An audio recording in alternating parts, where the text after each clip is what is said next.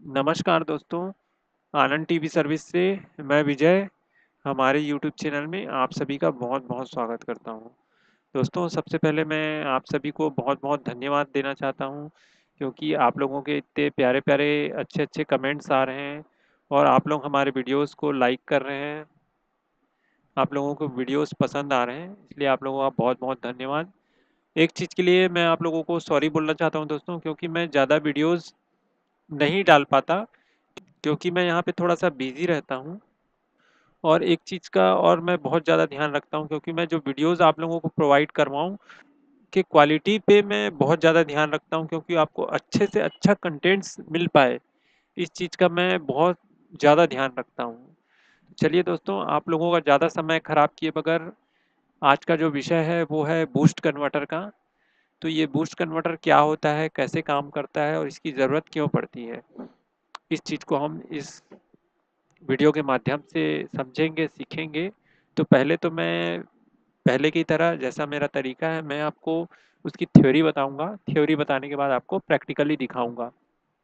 तो boost converter क्या होता है दोस्तों? बूस्ट कन्वर्टर ये स्विच मोड थ्योरी पे काम करता है जो हमारा बूस्ट कन्वर्टर है। बूस्ट कन्वर्टर की ज़रूरत इसलिए पड़ती है क्योंकि ये स्टेप अप कन्वर्टर होता है। जैसे कि मैं सपोज़ आपको एक उदाहरण देता हूँ। अगर हमारे पास 3 वोल्ट की बैटरी है और हमारा मोबाइल अगर हमको 3 वोल्ट की बैटरी से चार्ज करना है, हमारा मोबाइल 5 वोल्ट से चार्ज होता है या मान लो 12 वोल्ट से चार्ज होता है, तो हम उसको कैसे चार्ज करेंगे? उसके लिए हमको क्या करना पड़ेगा, 3 वोल्ट की जो सप्लाई है, उसको हमको 12 वोल्ट में या 5 वोल्ट में कन्वर्ट करना पड़ेगा, स्टेप अप करना पड़ेगा उसको। तो हमारा बूस्ट कन्वर्टर यही काम करता है, स्टेप अप का काम। इनपुट में जो वोल्टेज होता है वो कम होता है, उसको बूस्ट कर देता है आउटपुट में। ये बूस्ट कन्वर्टर का बहुत ज़्यादा उपयोग होता है हमारे एलसीडी एलईडी में, एलसीडी एलईडी टेलीविज़न में। जैसे कि हमारे बैकलाइट सेक्शन में यूज़ होता है, एलईडी बैकलाइट सिस्टम में। हमारे जो एलईडीज़ हैं वो ज़्यादा वोल्ट के होते हैं, हमारा पावर सप्लाई कम वोल्ट का होता है, कम वोल्ट आते हैं, तो उसको बढ़ाने के लिए बूस्ट कन्वर्टर का प्रयोग किया जाता है। ये जो हमारे बूस्ट कन्वर्टर हैं ये भी 2 तरह के बनते हैं। एक जो बनता है कांस्टेंट वोल्टेज रेगुलेटर और दूसरा बनता है कांस्टेंट करंट रेगुलेटर। जो हमारे एलईडी ड्राइवर्स वगैरह जो बैकलाइट ड्राइवर्स वगैरह जो लगते हैं वो जो होता है कांस्टेंट करंट रेगुलेटर होता है और जो बाकी जो पैनल्स वगैरह में जो लगते हैं बूस्ट कन्वर्टर वो कांस्टेंट वोल्टेज रेगुलेटर। तो इसके बारे में डीप में हम जब हम एलईडी ड्राइवर्स के ऊपर मैं कोई वीडियोस बनाऊंगा तो उसमें हम डीप में देखेंगे। अभी फिलहाल इसका मैं बेसिक थ्योरी आपको बता देता हूँ कैसे काम करता है। तो इस स्लाइड के बाद मैं आपको इसका प्रैक्टिकल भी दिखाऊंगा, तो इसलिए वीडियो को एंड तक जरूर देखिए। आज ये थ्योरिकल भी देखेंगे और प्रैक्टिकल भी देखेंगे कि बूस्ट कन्वर्टर कैसे काम करता है। और बहुत सारे जो सब्जेक्ट हैं वो स्टेप बाय स्टेप मैं आगे आपको वीडियोस के द्वारा प्रोवाइड करवाते रहूँगा। इसलिए हमारे से जुड़े रहने के लिए हमारे चैनल को सब्सक्राइब ज़रूर करिए और साथ ही अपने दोस्तों के साथ शेयर भी करिए ताकि इस टाइप का जो आपके इस टाइप का जो वीडियोस है आपके दोस्तों को भी मिले और उनको भी कुछ सीखने को मिले। तो चलिए दोस्तों, वीडियो को मैं स्टार्ट कर उसके पहले मैं आउटलाइन आपको बता देता हूँ कि इंडक्टर क्या होता है। हमारे सामने देखिए दोस्तों, ये एक इंडक्टर का एक सिंबल बना हुआ है। इसका जो सिंबल है ये ऐसा बनता है, इसको बोलते हैं इंडक्टर। तो ये इंडक्टर क्या होता है, हमने 7वीं 8वीं की कक्षा में के फिजिक्स में भी हमने पढ़ा है कि बिजली और चुंबक दोनों एक साथ रहते हैं। जहाँ पे बिजली है वहाँ पे चुंबक होगा और जहाँ पे चुंबक है वहाँ पे बिजली होगी, दोनों को अलग नहीं किया जा सकता। इसी थ्योरी पे पूरा इलेक्ट्रॉनिक्स टिका हुआ है। तो इसके बारे में मैं ज़्यादा डीप में नहीं बताऊंगा आपको, लेकिन एकदम बेसिक और आसान भाषा में कि आप बड़े आसानी से उसको समझ पाएंगे। तो देखिए दोस्तों, एक तार को या किसी भी चालक को हम इस तरह से कॉइल की तरह लपेट देते हैं तो वो बन जाता है इंडक्टर, उसको बोलते हैं इंडक्टर। जनरल भाषा में उसको कॉइल भी कह दिया जाता है, लेकिन हम उसको इंडक्टर ही कहेंगे क्योंकि उसका सही नाम इंडक्टर ही है। क्योंकि दोस्तों, अगर हम कॉइल बोलते हैं उसको, कॉइल शब्द आता है तो कॉइल तो किसी भी चीज़ को कहते हैं, हम किसी रस्सी को ही ऐसे लपेट लेंगे तो उसको भी कॉइल कह सकते हैं, लेकिन हमको पर्टिकुलर हम इलेक्ट्रॉनिक्स में इसको उपयोग कर रहे हैं तो वो इंडक्टर ही है और हम उसको आगे इंडक्टर ही कहेंगे। तो इस चीज़ का ध्यान रखिएगा। तो ये इसका सिंबल होता है दोस्तों, किसी भी तार को एक जगह में ऐसे लपेट दें कॉइल की तरह तो वो बन जाता है इंडक्टर। अब हमारे बूस्ट कन्वर्टर में इंडक्टर का क्या रोल है, ये हम आगे वाले स्लाइड में देखते हैं। तो देखिए दोस्तों, यहाँ पे एक बैटरी लगी हुई है और यहाँ पे एक इंडक्टर लगा हुआ है, और बैटरी का जो पॉजिटिव टर्मिनल है वो इंडक्टर के एक सिरे से जोड़ दिए हैं, और जो बैटरी का जो नेगेटिव टर्मिनल है उसमें मैंने एक स्विच लगा के रखा है और ये अभी ओपन सर्किट है, इसमें कोई भी करंट नहीं चल रहा है अभी। अब हम क्या करेंगे, स्विच को ऑन करेंगे। स्विच को ऑन करने से क्या होगा दोस्तों, ये जो है करंट जो है हमारा ऐसे चलने लगेगा, यहाँ पे नेगेटिव बिजली आएगी, यहाँ पे पॉजिटिव बिजली आएगी, साथ में ही यहाँ पे चुंबक बनेगा। जैसे इसमें करंट फ्लो होगा इसमें चुंबक बनेगा। उसके बाद हम क्या करेंगे दोस्तों, इस स्विच को ऑफ करेंगे। ये जो एनिमेशन मैंने बताया बनाया है आप लोगों के समझने के लिए, कि इसमें इस तरह से करंट फ्लो होगा। करंट फ्लो होने के बाद ये जो ब्लू वाले जो दिख रहे हैं रेज आपको, ये जो है ये चुंबक है। जैसे इसमें बिजली चलेगा इसमें चुंबक बनेगी, लेकिन जैसे ही हम स्विच को ऑफ करेंगे, ऑफ करने से नेगेटिव बिजली यहाँ की बंद हो जाएगी और करंट फ्लो बंद हो जाएगा। उसके बाद यहाँ का जो चुंबक है वो धीरे धीरे गायब होगा और यहाँ पे क्या बनेगा, ये जो हमारा जो इंडक्टर है वो बिजली को स्टोर करता है, हमारा जो इंडक्टर है वो बिजली को स्टोर करता है। लेकिन एक चीज का ध्यान रखिएगा, जब भी इंडक्टर बिजली को स्टोर करता है तो वो उल्टी बिजली स्टोर करता है। ये मैं आगे प्रैक्टिकल में दिखाऊंगा आपको कि कैसे उल्टी बिजली स्टोर करता है। यहाँ पे आप ये समझिए, ये देखिए यहाँ पे पॉजिटिव बिजली मिलेगा और यहाँ पे निगेटिव बिजली मिलेगा। मतलब कोई भी इंडक्टर जब बिजली को स्टोर करता है तो अपोजिट पोलरिटी की बिजली स्टोर करता है। तो इस चीज़ का आप ध्यान रखेंगे दोस्तों, ये मैं आगे प्रैक्टिकल में आपको बताने वाला हूँ। तो ये एक बूस्ट कन्वर्टर का एक सिंपल सा सर्किट है। यहाँ पे एक बैटरी लगी हुई है और ये बैटरी का पॉजिटिव वाला टर्मिनल है और ये निगेटिव वाला टर्मिनल है। निगेटिव वाले टर्मिनल से आउटपुट है और ये पॉजिटिव वाला टर्मिनल में एक इंडक्टर लगा है, इंडक्टर के बाद एक डायोड लगा हुआ है और यहाँ पे मैंने एक मॉसफेट लगा के रखा हुआ है। इसके लिए घबराइएगा मत दोस्तों, ये जो मॉसफेट डायोड ट्रांजिस्टर जितने हैं, मैं सेमीकंडक्टर्स के कोई वीडियो बनाऊंगा उसमें बहुत आसान भाषा में आपको मॉसफेट डायोड जितने भी सेमीकंडक्टर डिवाइस हैं उसके बारे में मैं आपको समझा दूंगा। तो अभी मैं आसान भाषा में ये बता देता हूँ। जैसे कि हम जानते हैं कि डायोड जो है वो बिजली को एक साइड जाने देता है, मतलब एनोड में हम पॉजिटिव बिजली देंगे तो हमको, तो ये डायोड जो है उस बिजली को पास कर देगा।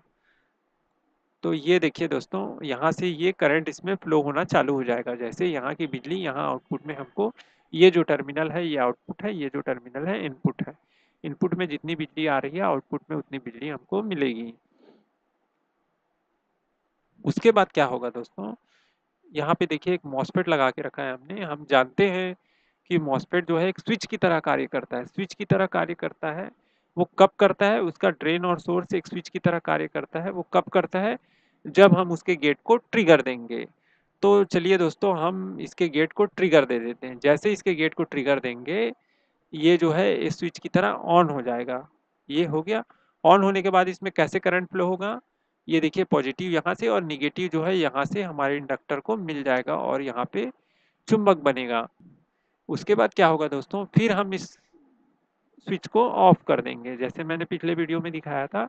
तो इस स्विच को जैसे ऑफ करेंगे हमारा इंडक्टर बिजली को स्टोर कर लेगा। स्टोर करेगा, वो कैसे करेगा, अपोजिट डायरेक्शन में। यहाँ पे निगेटिव बिजली स्टोर करेगा, यहाँ पे पॉजिटिव बिजली स्टोर करेगा। तो देखिए दोस्तों, ये एक बैटरी है और इसको थोड़ी देर के लिए आप बैटरी मान लीजिए, क्योंकि भी इसमें भी बिजली स्टोर है। तो इसको B1 मान लीजिए, ये मैंने नीचे बना के रखा है, इसको B1 मान लीजिए और इसको मान लीजिए आप B2। तो B1 से हम इसको सीरीज में जोड़ देते हैं। ये देखिए इस बैटरी को हमने सीरीज में जोड़ दिया, इसके पॉजिटिव से इसके निगेटिव में। तो हमको आउटपुट में क्या मिलेगा, V out equal to B1 plus B2। ये दोनों का जो जोड़ है, इसमें जो बिजली होगी और इसमें जो बिजली होगी, ये दोनों ऐड होके हमको आउटपुट में मिल जाएगा। तो दोस्तों ये वाला इस बैटरी को आप B1 मान लीजिए, और ये टेम्परेरी बैटरी है क्योंकि हमने इसमें बिजली स्टोर किया है, इसमें बिजली स्टोर हुई है।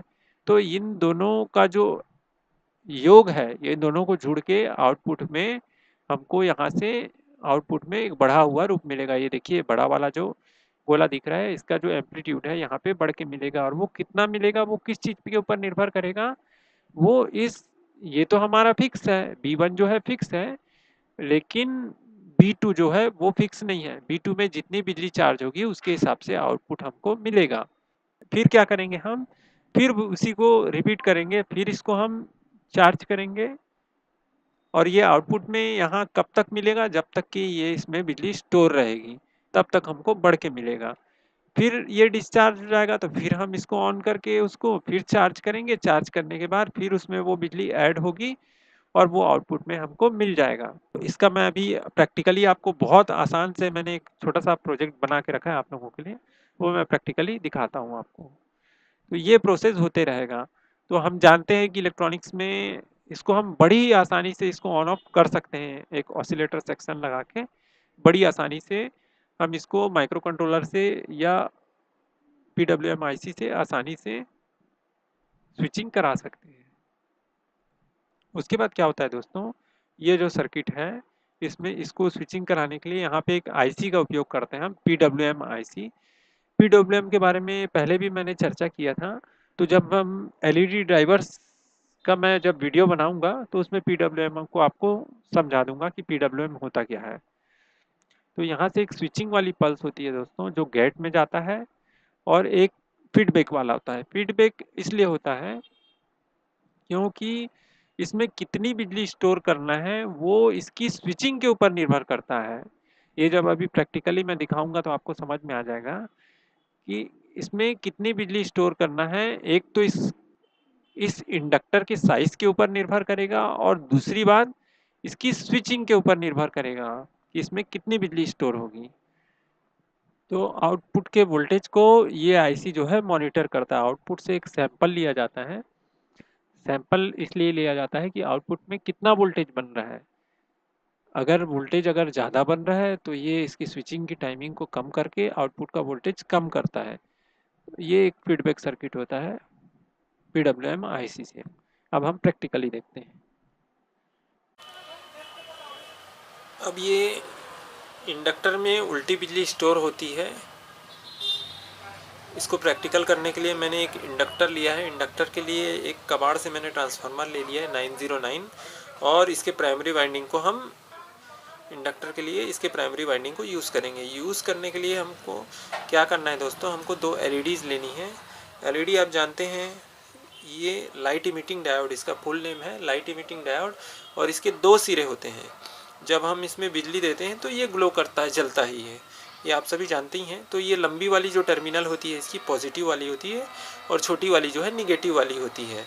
ये एनोड है और ये कैथोड है। तो अब हम क्या करेंगे दोस्तों, इसके पॉजिटिव और इसका नेगेटिव और इसका पॉजिटिव हम इसको पैरेलल में जोड़ देंगे। रेजिस्टेंस का प्रयोग किया है। रेजिस्टेंस का प्रयोग इसलिए किया है ताकि हम जब यहाँ सीधी बिजली दें, थोड़ी ज़्यादा वोल्ट दें, तो ये LED ख़राब ना हो। क्यों क्या करेंगे, इस इंडक्टर को सप्लाई देंगे। तो सप्लाई जब देंगे तो एक LED जलेगी। जब सप्लाई देंगे तो ये देखिए बैटरी का टर्मिनल है, ये पॉजिटिव वाला है, ये नेगेटिव वाला। मैं इस इंडक्टर को सप्लाई देता हूँ। ये देखिए सप्लाई देने से ये लाल वाली जो LED है, ये देखिए लाल वाली लाइट अभी जल रही है। जैसे ही मैं बैटरी के टर्मिनल को हटाऊंगा तो ये हरी वाली लाइट जलेगी, जो हरी जो है हमारे अपोजिट डायरेक्शन में है।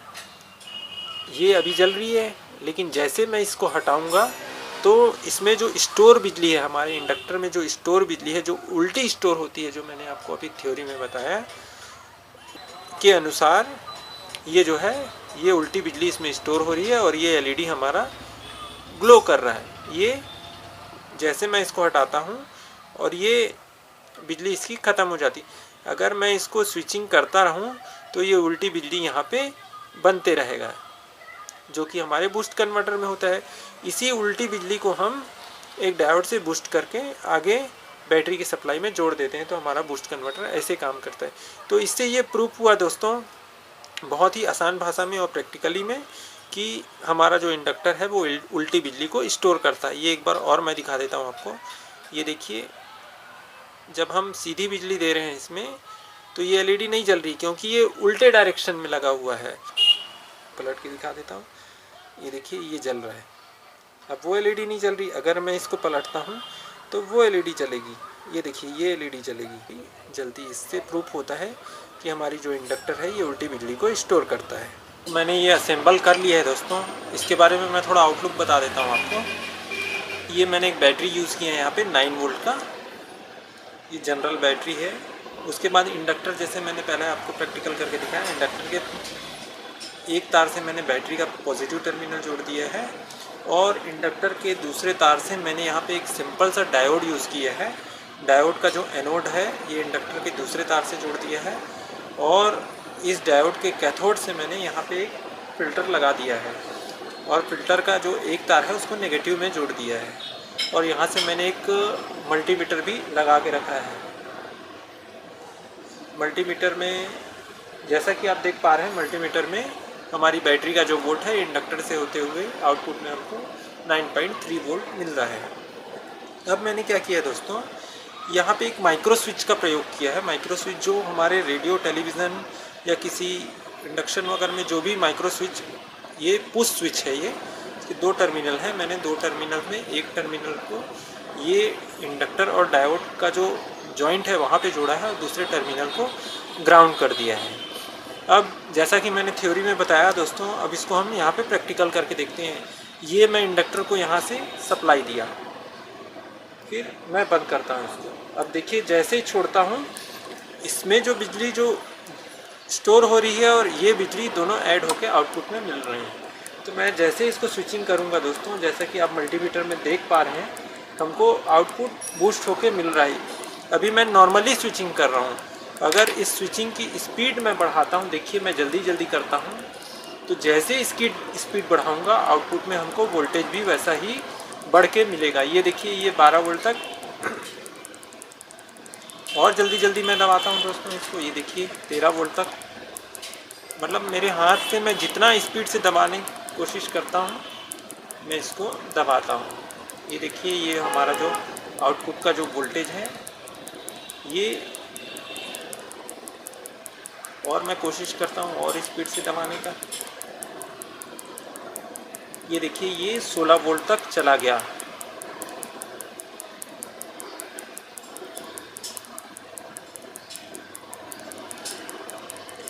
तो ये किस चीज़ के ऊपर निर्भर किया, ये हमारे स्विचिंग के स्पीड के ऊपर। तो हम इसको इलेक्ट्रॉनिक सर्किट से जितने चाहे उतने स्पीड से हम इसको ऑन ऑफ कर सकते हैं। ये ऑन ऑफ करने के लिए, इसको ऑटोमेटिक करने के लिए यहाँ पे मॉसफेट का उपयोग किया जाता है। तो ये बहुत बेहद सिंपल सर्किट है दोस्तों। इसको आप अपने पास बना के इसको ट्राई करके भी देख सकते हैं। इसमें कुछ भी कंपोनेंट नहीं लगा है। ये एक इंडक्टर लगा है, ये मैंने ट्रांसफार्मर यूज़ किया है क्योंकि ये मुझे आसानी से मिल गया। इसमें कोई दूसरा इंडक्टर भी यूज़ कर सकते हो आप। एक डायोड, जो सिंपल सा डायोड है, कोई सा भी डायोड यहाँ पे यूज़ कर सकते हो आप। और ये एक फ़िल्टर है, ये आउटपुट के वोल्टेज को फिल्ट्रेशन करने के लिए। तो हमारा वीडियो अगर अच्छा लगा हो दोस्तों तो हमारे चैनल को सब्सक्राइब ज़रूर करें और अपने दोस्तों के साथ शेयर करें, ताकि ये जो आसान विधि से मैंने प्रयास किया है समझाने का बूस्ट कन्वर्टर को, वो आपको, आपके दोस्तों तक भी पहुंच सकें। और मैं कोशिश करूंगा कि आगे सभी सेक्शंस के एलसीडी एलईडी में या इलेक्ट्रॉनिक्स के भी, बेसिक इलेक्ट्रॉनिक्स जो नियम्स हैं वो मैं आप तक ऐसी आसान भाषा में लाने का प्रयास करूंगा। ओके, धन्यवाद दोस्तों, नमस्कार।